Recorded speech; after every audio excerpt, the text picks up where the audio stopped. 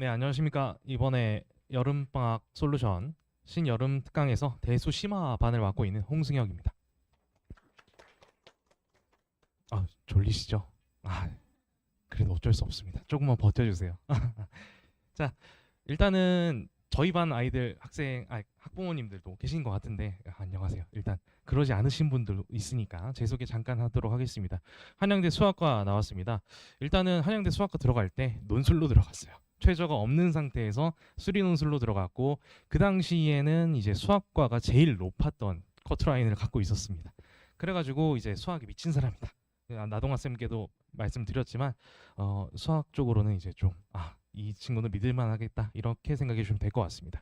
그다음 그 밑에 제1회 대성 모의고사 공모전에서 대상을 탔습니다. 이건 이제 2024년부터 실시하고 있는 공모전인데요. 전국에서 과목 가리지 않고서는 공모전을 내요. 그러니까 모의고사를 만들어서 제출을 합니다. 그럼 이제 종합적으로 판단을 해서 이 과목에 이 팀이 제일 잘하는구나 이렇게 순서를 매겨가지고 상을 주게 되는데 거기서 대상 탔어요.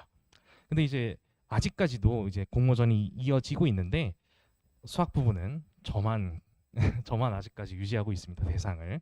그래서 콘텐츠로도 이렇게 밑에 있는 콘텐츠 평가단을 역임하고 있듯이 콘텐츠로는 좀 제가 한 자리 잡고 있습니다. 그래서 아이들에게도 좋은 거, 좋은 문제, 그다음에 좋은 콘텐츠들, 좋은 모의고사들 이렇게 선사해 드릴 수 있을 것 같아요.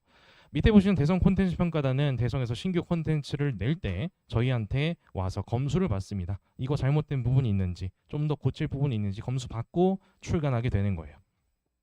실제로도 이 두 개를 역임하다 보니까 올해 고3 어머니께서도 어머니분들은 아시겠지만 더 프리미엄이라고 있어요. 혹시 아시는 분 있나요? 더 프리미엄 모의고사.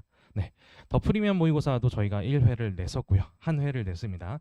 이제 그 정도로 이제 현재까지도 대수, 미적분, 확통, 미적 2, 그다음에 기하까지 저희가 꿰뚫고 있다라는 것도 명심해 주시면 좋을 것 같아요. 그다음에 블랙라벨과 이투스북도 저희가 제가 검수위원을 맡고 있습니다.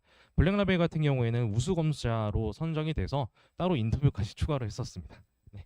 현재는 SNT에서 중동고 1등급반을 맡고 있고요. 중간고사 기간에 100점 나왔었어요. 얼마나 어려운 건지는 다들 아실 거라고 생각을 합니다. 네. 수업 대상과 목표 알려드리겠습니다. 일단 저의 수업은 목표 자체가 수능 내신 킬러 문제를 해답까지 다이렉트로 정복하는 게 목표예요. 여기서 혹시 서술형 있는 학교 있으신가요? 자녀의 학교에 서술형이 있다. 네, 있으세요. 이 뒤에서도 말씀드리겠지만 수능 내신 킬러 문제에서 서술형까지 다 맞추기가 너무 힘들어요. 심지어 단답형도 확실하게 맞추기는 어렵죠. 앞서 이제 문유진 선생님께서 말씀해 주셨듯이 그래프를 그렸는데 틀렸대요.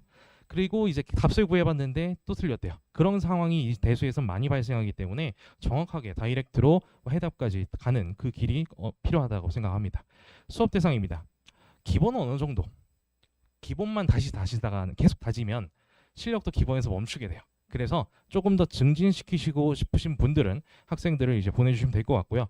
워너비 1등급, 준비된 1등급 1등이 필요해요. 최근에 입시 결과 같은 걸 보면 5등급제로 변환했을 때 스카이가 엄청난 교과 성적을 갖고 있죠. 1.030이 이렇게 돼야지 교과로만 뚫을 수 있다 이렇게 나와 있어요. 종합은 조금 낮긴 하겠지만 그래서 1등급이 되지 않으면 입시에서 수시에서는 절대적으로 불리합니다. 그래서 수시에서 좀 우위를 가져가기 위해서 1등급이 되고 싶다? 그러면 대수 심화 보내셔야 될 것 같아요. 왜 보내야 되는지 이제 실제로 예시를 한번 보여드리겠습니다. 대수를 대수롭지 않게 풀게 하는 게 대수 심화의 목적이에요. 하지만 앞서 말씀드렸듯이 수능 내신 킬러 문제가 만만치가 않습니다. 지금 보실게요. 왼쪽에 2024년 시행이에요. 작년 시행이죠. 수능 공통 22번이 대수 문제입니다. 공통 22번이라고 하면 공통에서 객관식 다음에 주관식 맨 마지막 문제, 제일 어려운 문제예요. 그 밑에 보실게요. 2025년 6월 4일, 올해죠. 올해 6월 4일 6평 모의고사에서 공통 22번도 대수입니다. 그리고 오른쪽 보실까요? 2028년 수능 예시 문항 30번. 이거는 이제 평가원에서 우리가 2028학년도 수능을 이렇게 내겠다라고 언지를 주는 그 트렌드를 미리 알려주는 예시 문항들이에요. 근데 이때는 통합이잖아요. 그럼 객관식이 21번까지고 주관식은 22번부터 30번까지입니다. 근데 30번이에요. 어떤 특징이 있죠? 각각의 영역에서 제일 마지막 문제들이 다 대수예요.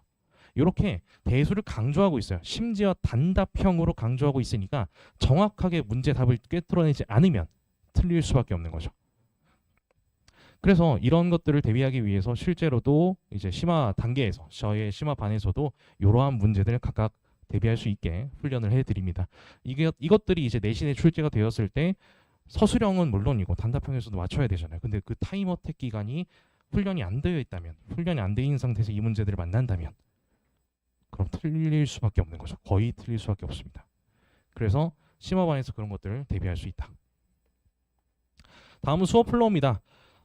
일단은 완벽하게 마스터를 하기 위해서 2라운드로 진행을 하고 있어요. 한 수업에 한 번만 시험을 보면 아이들이 조금 이해도가 낮아지는 것 같아서 2라운드로 진행을 하고 있습니다. 첫 번째는 리뷰 테스트예요. 전 수업 때, 저번 수업 때 했던 내용들을 복습하는 리뷰 테스트고요. 이 리뷰 테스트 같은 경우에는 이제 10문제에서 15문제로 구성이 되어 있습니다. 30분 동안 보는 건데 빠듯하지 않냐? 빠듯해요. 게다가 심한 문제니까 더 빠듯할 거예요. 근데 왜 이걸 하느냐? 아이들이 시간 관리하는 능력을 길러야 되니까요. 그걸 기르게 하기 위해서 이 리뷰 테스트를 좀 빡빡하게 봅니다. 그 다음에 수업 같은 경우에는 이 빡빡한 리뷰 테스트 해설해야겠죠. 해설하고 나서 뭐 해야 됩니까? 나눠드린 브로셔에 보시면 알겠지만 수업 계획서에 단원마다 명칭이 조금 달라요. 회차마다. 그 회차에 해당하는 내용들에 대한 쇼컷, 그 다음에 그 내용들에 대한 심화 문항들을 이때 다룰 거예요. 수업 때. 그 다음에 수업 이후에는 라운드 2, 투데이 테스트입니다. 이때 배운 것들 있죠? 수업 때 배운 당일날의 그 심화 유형들, 쇼컷들, 그거를 실제로 활용할 수 있는지를 투데이 테스트에서 확인하게 되실 거예요. 마찬가지로 투데이 테스트도 이게 심화반이다 보니까 기본반이면 좀 널널하게 구성을 했을 텐데 여기도 10문제 이상입니다. 최소한. 그래서 아이들이 내신에서 어머님들은 이제 한번 겪어보셨으니까 적어도 개당 2분 안에 풀지 않으면 조금 희망이 없어요. 평균적으로. 그렇잖아요. 평균적으로 2분 안에 풀어야 정확하게 1등급을 다 잘 쟁취할 수 있는 것처럼 투데이 테스트에서 그걸 목적으로 하고선 개당 평균 3분에서 2.5분 요 정도로 난이도 구성을 해서 애들이 타임어택도 대비할 수 있게 구성을 하고 있습니다. 그 다음에 이제 수업 끝난 후에는 테스트가 끝난 후에는 해설하고 클리닉 예정이 되어 있습니다. 이제 봉준호 감독님이 봉테일로 유명하시잖아요. 저는 이제 홍승혁 플러스 디테일로 홍테일이라고 하겠습니다. 근데 이제 보시면 알겠지만 몸매가 좀 비슷하지 않습니까? 뭔가 이제 좀 두각을 나타내는 분들은 그렇게 몸매가 이 형체로 안정적이게 이렇게 구성이 되어 있는 것 같아요. 이제 왼쪽은 수업 계획서고요. 이렇게 이제 자세하게 지수 5번, 그 다음에 상하함수 2번, 이제 수열 3번. 문유진 선생님께서 말씀해 주신 대로 로그 부분에 애들이 좀 약하다 보니까 로그를 3번 정도 이게 접한다라고 보시면 될 것 같고요. 상하함수 같은 경우에는 정의화 그래프 사실 한 번에 나갈 수도 있는 파트긴 해요. 하지만 일부러 2번에 나눴어요. 심화 단계 같은 경우에는 이 2가지가 킬링 포인트예요. 그러다 보니까 이렇게 2개로 나눴고요. 수열 같은 경우에는 말씀하셨듯이 시그마가 굉장히 괴랄합니다. 그러다 보니까 그걸 이용한 것들을 다룰 수 있게 3회차로 나눠서 애들한테 수업을 진행할 예정이고요. 아까 말씀드렸듯이 콘텐츠로는 어디서 뒤지지 않는 사람이기 때문에 콘텐츠 킹으로서 촘촘한 구성을 갖고선 교재랑 이제 아이들 개별 프린트까지 맞춰서 드릴 예정입니다. 시간표는 이렇게 되어 있고요. 저도 이제 앞서 최지혁 선생님께서 말씀해 주신 대로 설명회가 끝나도 남아있을 거니까 언제든 오셔가지고 질문하셔 보시면 될 것 같습니다. 이상 홍승혁이었습니다. 감사합니다.